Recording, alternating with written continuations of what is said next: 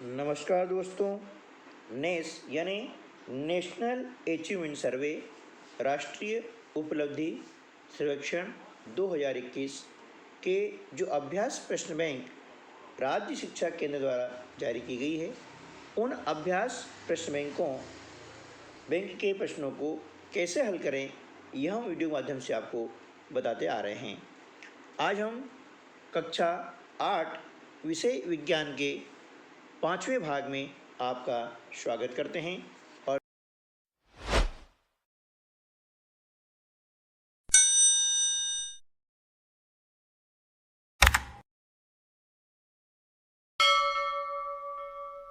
शुरू करते हैं हम आज का वीडियो प्रश्न क्रमांक 52 से। प्रश्न है, निम्न में से संपर्क बल है: ए पेशीय बल, बी चुंबकीय बल, सी स्थिर विद्युत बल, डी गुरुत्वाकर्षण बल।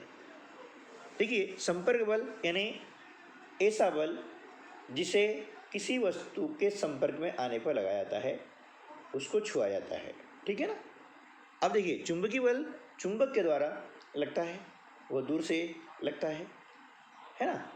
स्थिर विद्युत बल ये भी दूर से लगता है, इसमें संपर्क नहीं होता है। और गुरुत्वाकर्षण बल जो है वह पृथ्वी के द्वारा लगाए जाने वाला बल होता है, इसमें भी संपर्क बल नहीं है। तो यहाँ पर सही जवाब हो जाएगा पेशीय बल, है ना। जैसे हम हाथ से किसी वस्तु को धक्का देते हैं तो वहाँ पर पेशीय बल लगता है, तो वह कहलाएगा संपर्क बल, है ना। तो हमारा ऑप्शन ए जो है सही जवाब हो जाएगा कि पेशीय बल संपर्क बल है।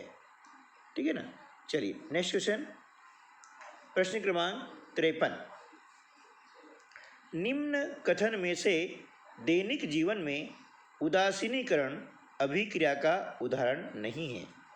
ए चींटी के काटने पर बेकिंग सोडा लगाना, बी अपाचन से मुक्ति हेतु प्रति अम्ल लेना, सी कारखानों के अपशिष्ट में अम्लीय पदार्थ मिलाना, डी क्षारकीय मृदा में जैव पदार्थ मिलाना।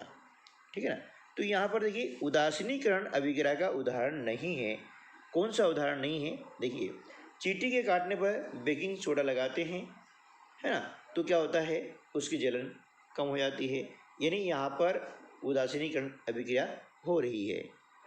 अपाचन से मुक्ति हेतु प्रति अम्ल का लेना, है ना, इससे भी क्या होता है, प्रति अम्ल इसलिए लिया जाता है कि जो एसिडिटी है वो अम्लीय प्रवृत्ति होती है ना। उसमें क्षारीय प्रवृत्ति का कोई सा भी पदार्थ लिया जाता है, तो जो अम्ल और क्षार अभिक्रिया करते हैं तो लवण और पानी बनता है, जो कि उदासीनीकरण अभिक्रिया का प्रतिफल होता है। तो यहाँ पर भी उदासीनीकरण क्रिया हो रही है ना। फिर सी कारखानों में के जो अपशिष्ट में अम्लीय पदार्थ मिलाना, तो यहाँ पर ये उदासीनीकरण क्रिया नहीं हो रही है ना। इसलिए हमारा ऑप्शन जो सी है वह सही जवाब हो जाएगा। ठीक है। प्रश्न क्रमांक 54। ताजमहल के पास मथुरा तेल परिष्करणी स्थापित है। इस परिष्करणी की उपस्थिति के द्वारा उत्पन्न कारणों से ताजमहल को हानि हो रही है। ए ध्वनि स्तर का प्रभाव, बी अम्ल वर्षा का उत्पन्न होना, सी यमुना का जल प्रदूषित होना, डी आवागमन का अत्यधिक होना। देखिए, तेल परिष्करणी मतलब ऑयल रिफाइनरीज, है ना। तेल को शुद्ध करने के लिए, परिष्कृत करने के लिए जो संयंत्र लगाया जाता है ना, उसे हम तेल परिष्करणी कहते हैं। तो देखिए, इस जो तेल परिष्करणी है, इसके लगाने से ध्वनि स्तर का कोई प्रभाव नहीं होगा, है ना, कोई प्रभाव नहीं होगा। और इससे जल, यमुना का जल भी प्रदूषित नहीं होगा, क्योंकि इसके प्रदूषित होने से ताजमहल को हानि हो रही है, ऐसा नहीं हो रहा है ना।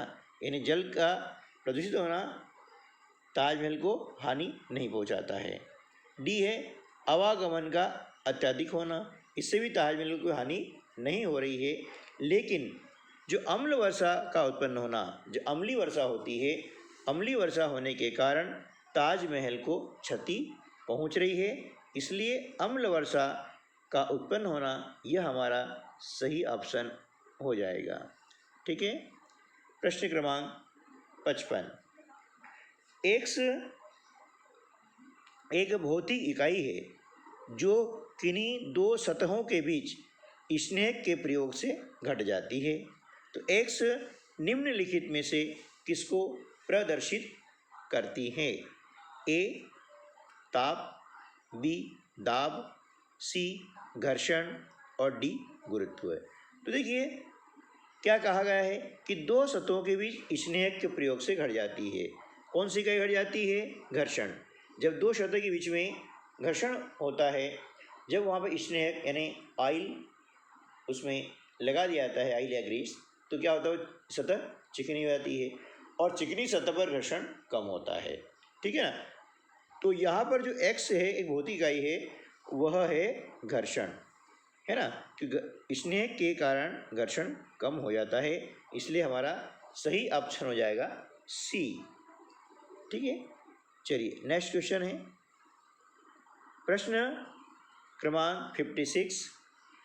दो द्रवों अ तथा ब के विद्युत चालन की जांच करने के लिए एक समपरिक्षित्र का प्रयोग किया गया। देखा गया कि समपरिक्षित्र है ना, समपरिक्षित्र का बल्ब द्रव्य अ के लिए चमकीला दीप्त हुआ, जबकि द्रव ब के लिए अधीमा दीप्त हुआ। निम्नलिखित में से कौन से कारण सही है? यहाँ आपको दिया गया है चित्र अ और चित्र ब। अब क्या हुआ कि जो जांच करने के लिए एक समपरिक्षित्र का प्रयोग किया गया है, तो देखा गया है कि बल्ब अ जो है ना, बल्ब है ना, द्रव अ के लिए चमकीला दीप्त हुआ, यानी वो जल जाता है। ठीक है। और जबकि द्रव ब के लिए क्या होता है कि वह धीमा दीप्त होता है ना, दीप्त जरूर हो रहा है लेकिन धीमा हो रहा है। तो ऐसी कंडीशन में चार ऑप्शन में से कौन सा ऑप्शन सही होगा? ए द्रव अ से अच्छा चालक है, बी द्रव ब से अच्छा चालक है, सी दोनों द्रवों की चालकता समान है, डी द्रवों की चालकता के गुणों की तुलना इस प्रकार नहीं की जा सकती। तो देखिए एक में बल्ब चमकीला प्रदीप्त होता है लेकिन दूसरे में नहीं होता है, कम होता है, धीमा होता है, मंदा होता है। तो इसका मतलब ये हुआ कि जो अद्रव है ना, द्रव अ है, वह विद्युत का अच्छा चालक है बजाय ब के, है ना।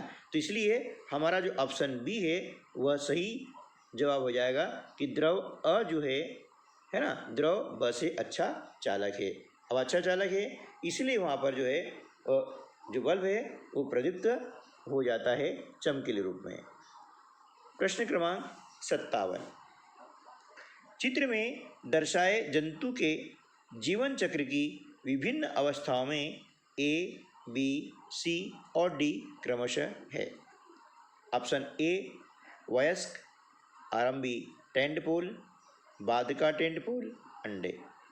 बी अंडे, आरंभी टेंटपोल, बाधिका टेंटपोल, वयस्क। सी अंडे, बाधिका टेंटपोल, सी आरंभी टेंटपोल, वयस्क। डी ऑप्शन है वयस्क, अंडे, बाधिका टेंटपोल, आरंभी टेंटपोल। देखिए ए में आप देख रहे हैं कि ये क्या है? अंडे हैं।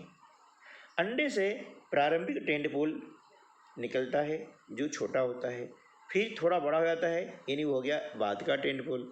उसके बाद में वयस्क बन जाता है, यानी ऑप्शन बी जो है हमारा सही उत्तर होगा। यह सही क्रम में लिखा हुआ है।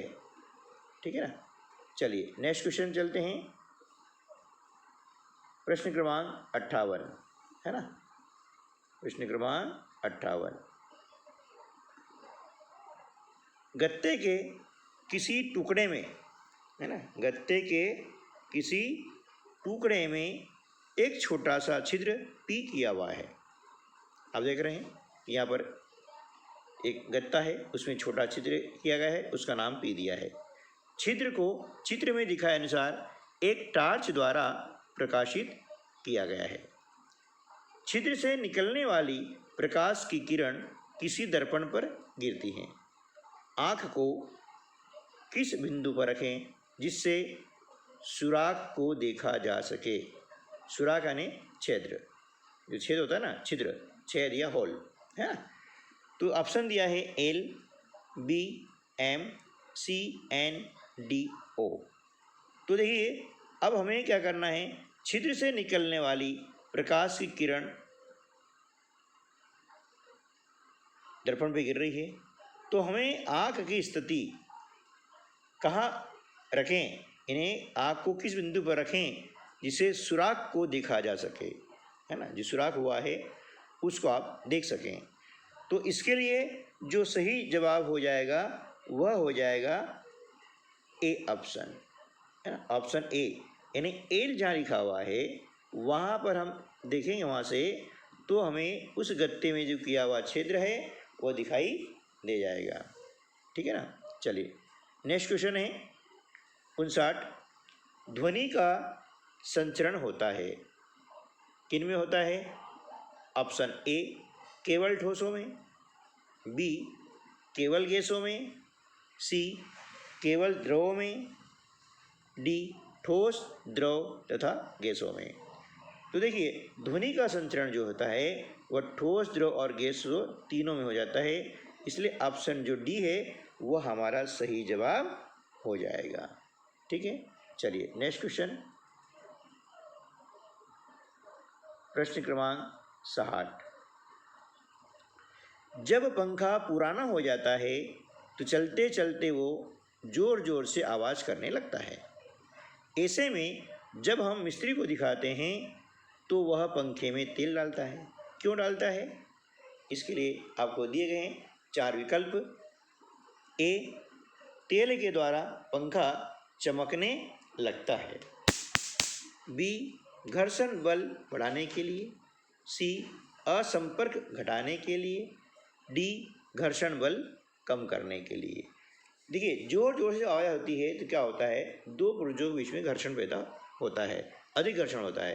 अब उस घर्षण को कम करने के लिए हम क्या करते हैं कि उसमें तेल डालते हैं, है ना। तो यहाँ पर सही जवाब क्या हो जाएगा कि घर्षण बल को कम करने के लिए, यानी ऑप्शन डी। ठीक है ना, क्या हो जाएगा, ऑप्शन डी हमारा सही जवाब हो जाएगा। ठीक है।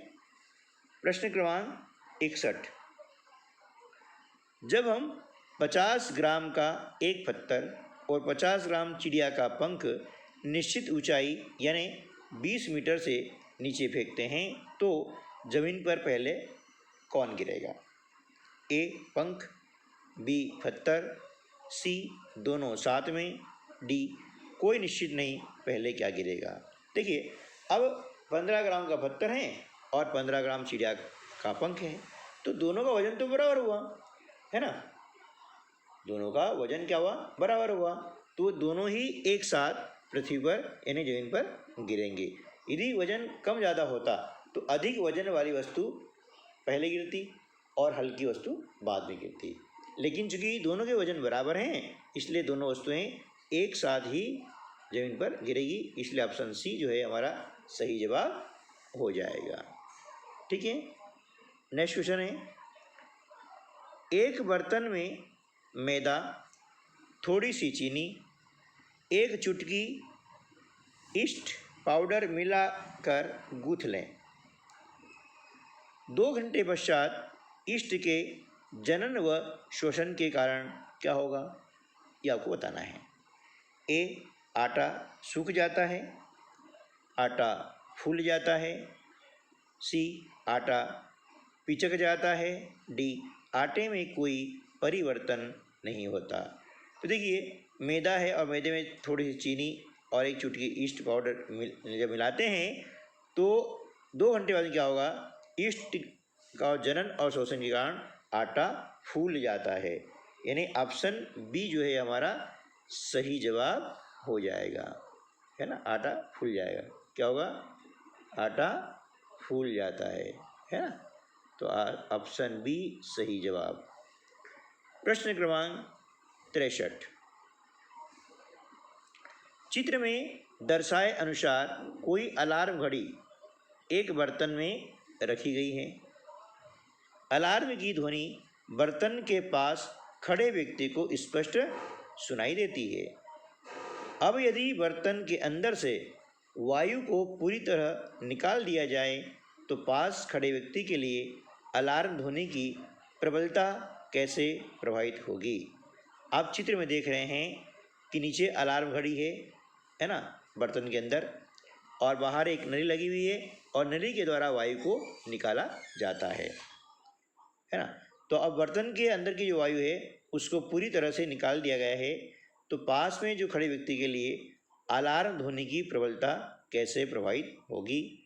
इसके आपको दिए गए हैं 4 ऑप्शन। ए, ध्वनि की प्रबलता बढ़ जाएगी। बी, ध्वनि की प्रबलता कम हो जाएगी। सी, ध्वनि सुनाई देना बंद हो जाएगी।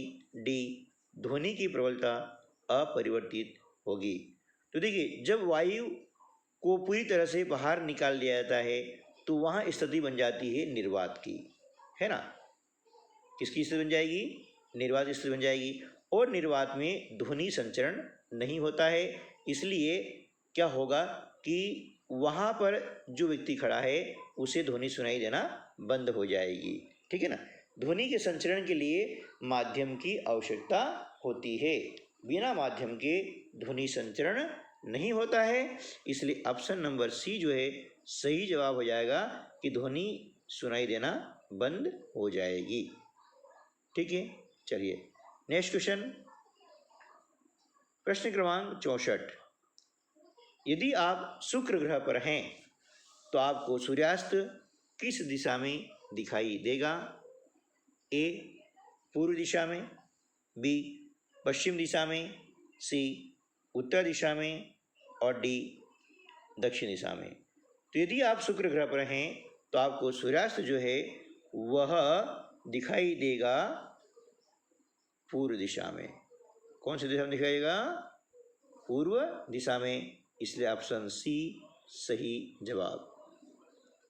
प्रश्न क्रमांक 65, रोली की वहन राशि 12 वर्ष की है, तो क्या आप बता सकते हैं कि राशि ने अभी तक सूर्य की कितनी परिक्रमा कर ली होगी।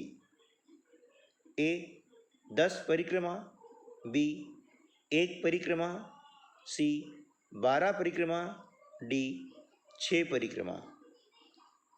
अब देखिए 12 वर्ष की हैं, यानी आपको मालूम है कि एक वर्ष जो होता है एक सौर वर्ष कहलाता है ना।